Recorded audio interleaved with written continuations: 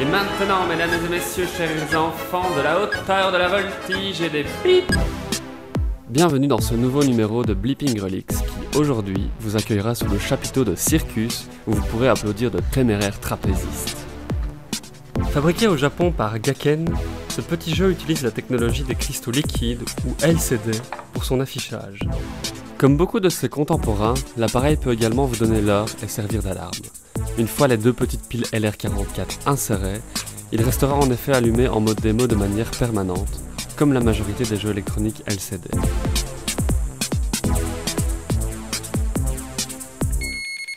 Le but du jeu est simple, faire passer le trapéziste d'un côté à l'autre du chapiteau sans qu'il ne s'écrase au sol.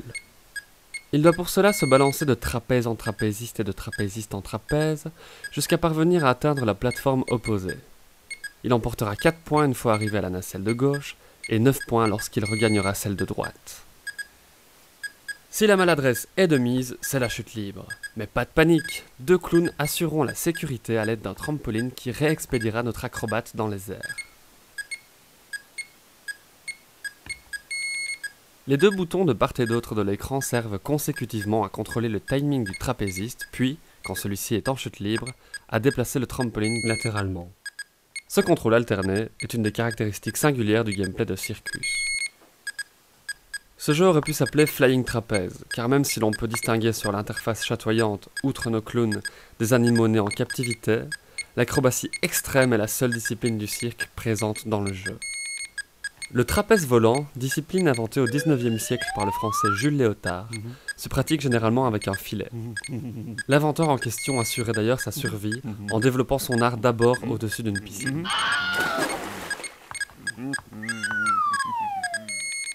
Ici, pas de filet ni de bassin. Seuls les clowns et leurs trampolines éviteront le drame. Drame s'il en est, puisqu'il n'est ici pas question de mort, mais bien d'accumulation de miss ou de manqués, comptant les maladresses commises. Au bout de 3 manqués, c'est le game over. Le rythme du jeu s'accélère frénétiquement au fur et à mesure que le score se rapproche de chaque centaine. Apprécions un instant le psychédélisme de cette cacophonie de bruits électroniques. Une fois les 100 points atteints, revient alors le calme. Ouch, ça doit faire mal. N'ayez crainte, mesdames, messieurs, chers enfants, ce sont des professionnels de la voltige. Ce jeu sera licencié en France avec exactement le même habillage sous la marque Lancet. La série comporte également 2 autres jeux sans aucun rapport avec le cirque, tels que Soccer et Pinball, formant un trio improbable au packaging similaire. Dans le mode B, le jeu est le même, avec la difficulté ajoutée d'une balançoire projetant en l'air des clowns qui, souvent, bousculeront notre trapéziste et rendront le jeu plus confus. La vie d'acrobate est faite de rigueur, de discipline et de prise de risque. Si vous connaissez le vertige ou encore que vous êtes atteint de coulrophobie, il serait préférable que vous vous contentiez de ce jeu électronique. Mais ne vous leurrez pas. La concentration et la rigueur devront également être de mise.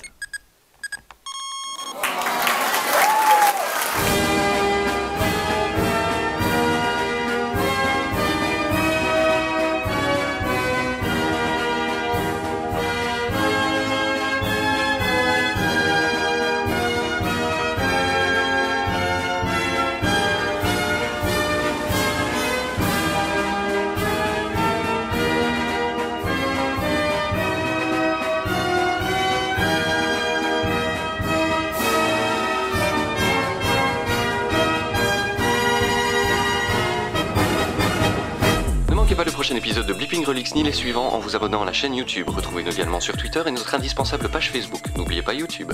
Grâce à Blipping Relics, dans le futur, ne ratez plus le passé.